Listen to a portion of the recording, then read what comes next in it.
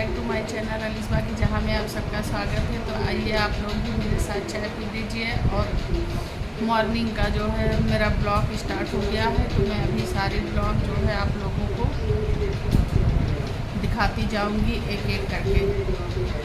तो आइए चाय पी लीजिए आप हमारे साथ। तो आइए, मेरा जो है रूटीन ब्लॉग शुरू हो गया है। तो गाइस, मैंने चाय भी पी लिया है, नाश्ता भी कर लिया है, और आप लोगों को भी मैं इनवाइट कर रही थी कि आ जाइए चाय पी लीजिए मेरे साथ। तो ये देखिए मेरा घर कैसे उथल पुथल सब पड़ा हुआ है। तो सुबह जब सुबह की हालत क्या होती है घर की, ये सभी औरतों को भी पता है, और महिलाओं को कि घर की सुबह की क्या हालत होती है। तो उसको भी सुधारने में घंटों लग जाते हैं। बिस्तर तैयाओ, बेडशीट सही करो, चादर तैयाओ, ब्लैंकेट तैयाओ, सब कुछ करने में काफ़ी वक्त लग जाता है। तो ये सब चीज़ें तो हम लोगों की लाइफ से जुड़ चुकी हैं, और हम लोगों की जो है हाउसवाइफ और जॉब वाली औरतों में बहुत अंतर होता है। हमें तो लगता है जितना अच्छा हाउसवाइफ की लाइफ कटती है उतनी अच्छी हमें जॉब वाली औरतें नहीं समझ में आती हैं। इसलिए कि उनको जो है दूसरों के ऊपर डिपेंड रहना पड़ता है। टाइम से सब कुछ उनको नौकर सही तरीके से पता नहीं कैसे करके देता है, क्या करके देता है, क्या नहीं देता है। वो तो उसके विश्वास और भरोसे पे बेचारी डिपेंड रहती है। मजबूरियां हैं उनकी कि वो जॉब करती हैं, और हम हाउसवाइफ जो है सब कुछ अपने हाथों से करके, सब कुछ अपने आँखों से देख के, सब कुछ रियल करके खाते पीते हैं, करते हैं अपने फैमिली के लिए, अपने बच्चों के लिए, अपने घर के लिए। तो हम लोगों की तो हाउसवाइफ की लाइफ यही है, और बहुत अच्छी लाइफ हम लोगों की है। तो मेरा मानना है कि कुछ बातें मैंने आपको फर्स्ट वीडियो में बताया था, ब्लॉग में बताया था, तो उसी की जो है कुछ बातें और मैं आप लोगों के साथ शेयर करना चाह रही हूँ। बहुत ज़रूरी बात है, तो आप लोग फुल वॉच करना, तभी आपके समझ में आएगा कि मैं क्या कहना चाहती हूँ। तो देखिए, मेरे कहने का मतलब ये है कि जो औरतें होती हैं, जो महिलाएं होती हैं, जो आजकल का जो जनरेशन है, उनकी बातें मैं कर रही हूँ कि वो जब शादी होती है लड़कियों की, तो उनके आँखों में बहुत सपना होता है, बहुत जो है अरमान होती है, बहुत सपना सजा के अपने ससुराल आती हैं, और बहुत सी जो है सपना लेकर अपने दिल में आती हैं। ससुराल में आती हैं तो ससुराल में जैसे बच्चा माँ के सिकम से पैदा होता है, पेट से पैदा होता है, उसकी नई ज़िंदगी मिलती है, उसी तरीके से जो है दुल्हन बनके जब दूसरे के घर में आओ, तो उसी तरीके से हमारे साथ जो है वो होता है कि हमें जो है दूसरे घर में आए हैं तो बहुत नए तरीके से अपनी ज़िंदगी जीनी है, और हर चीज़ नए तरीके से जो है मैनेज किया जाता है। तो इन्हीं सब बातों को जो है मैं कुछ आप लोगों से बताना चाहती हूँ और कुछ जानना चाहती हूँ। तो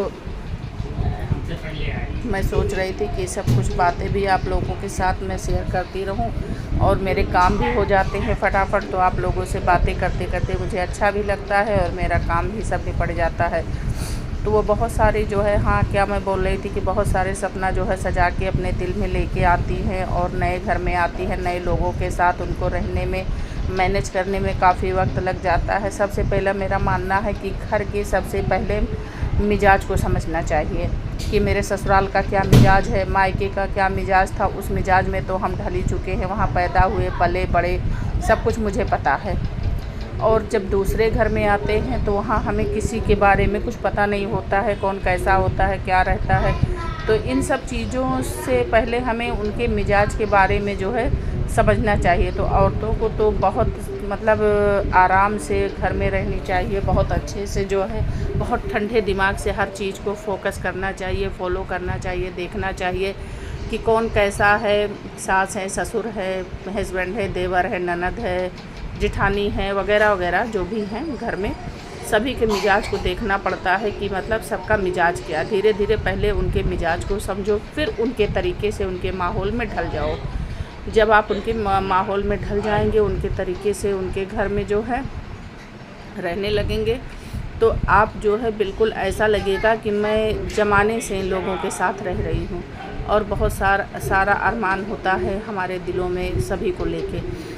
तो जब हम उनके मिजाज को समझ लेंगे तो उनके हर चीज़ों पे, किसी भी चीज़ पे जो है हमें दिक्कतों का सामना नहीं करना पड़ेगा। बहुत आराम से हम सब चीज़ को जो है मैनेज कर लेंगे और सभी को समझ लेंगे बहुत अच्छे तरीके से कि कैसे हमें क्या करना है, किसके साथ कैसे मैनेज करना है, कैसे रहना है।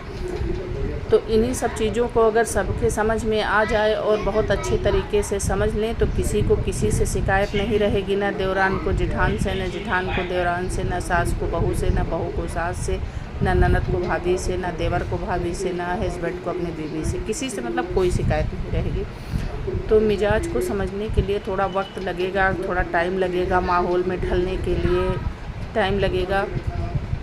फिर भी जो है अपने घर परिवार को खुश करने के लिए, जोड़ के रखने के लिए, सभी फैमिली को जोड़ के रखने के लिए, एकता चलाने के लिए बहुत मतलब अक्लमंदी से काम लेना पड़ता है, बहुत मतलब दिमाग चलाना पड़ता है, बहुत समझना पड़ता है, सोच समझ के एक एक कदम को बहुत फूँक फूँक के आगे बढ़ना पड़ता है कि मतलब कैसे हम अपने घर में किस तरीके से जो है मैनेज करेंगे तो मेरा घर जो है मेरे मुताबिक या मेरे घर वालों के मुताबिक चलेगा। और फिर उसके बाद आज का तो वो जनरेशन है कि बहू जो है सास बन जाती है, सास बहू बन जाती है। ज़रा सा भी सीधी सादी सास मिल गई या थोड़ी सी अकल नहीं है सास में, थोड़ी सी मतलब उतना मतलब जैसे कहते हैं कि उतना चालू चाप्टर अगर सास नहीं है तो बहुत से बहुएँ होती हैं, आती हैं पहुँचते ही समझदार अगर होती हैं तो वो समझदारी से बिल्कुल रहती हैं, और अगर थोड़ा जो चालू चाप्टर होती हैं वो तुरंत अपना जो है हुकूमत चलाना शुरू कर देती हैं और सभी को जो है अपने मुट्ठी में कर लेती हैं।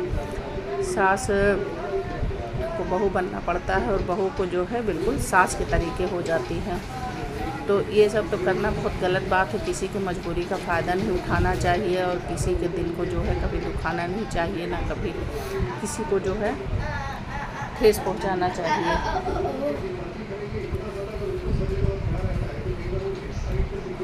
फिर जो है देखिए मैं अपने कामों को जो भी निपटा रही हूँ, बहुत सारे काम मेरे हो गए, झाड़ू हो गए, झाड़ू लगा रही हूँ, सारी सफाई मेरी हो गई, बेडशीट वगैरह हो गया, सब कुछ हो गया। आप लोगों से अच्छी अच्छी बातें मैंने कर लिया तो किसी को कोई शिकायत नहीं होगी। आप अपने आप को उन्हीं के माहौल में ढाल लो और उन्हीं के तरीके से रहो। अगर छोटी हो, बड़ी बहू हो तो बहुत जिम्मेदारी होती है, और अगर जब बड़ी बहू से छोटी बहू आ जाती है तो बड़ी वाली को बहुत सहारा मिल जाता है। सोचती है अगर मेरी देवरानी आ गई है अब मुझे बहुत सहारा मिलेगा, अकेले मैं करती थी सब कुछ, घर को मैनेज करती थी, अब थोड़ा सा मेरी जो है हाथ बटाएगी तो मुझे भी थोड़ी आराम मिलती है। तो अब बहुत सी ऐसी होती हैं जो बिल्कुल जो है जेठानियों को बहन की तरह समझने लगती हैं और उनके माहौल में बिल्कुल ढल जाती हैं और उनके जो है बिल्कुल हर चीज़ों को मैनेज करने लगती हैं। तो चलिए और आगे की बातें मैं आपको नेक्स्ट वीडियो में बताऊंगी। तो चलिए हम उम्मीद करते हैं हमारा वीडियो बहुत अच्छा लगेगा आप लोगों को, तो लाइक शेयर सब्सक्राइब ज़रूर कर देना।